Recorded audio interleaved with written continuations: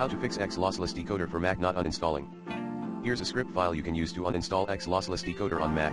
#bin/bash #stop the X Lossless Decoder app if it is running osascript equip app X Lossless Decoder #remove the X Lossless Decoder app and associated files sudo rmrf/application/XLD.app rmrf/library/application/support/XLD rmrf/library/caches/XLD rmrf/library/preferences/org.x.XLD.plist rmrf/library/application/state/org.x.XLD.savedState.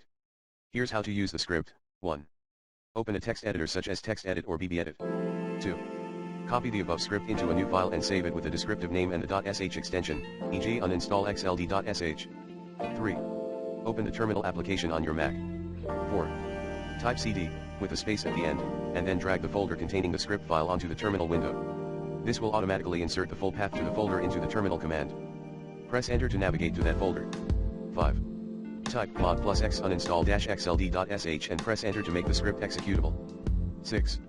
Type /uninstall xld.sh and press enter to run the script. Enter your admin password if prompted. 7. The script will now remove X Lossless Decoder and all associated files from your Mac.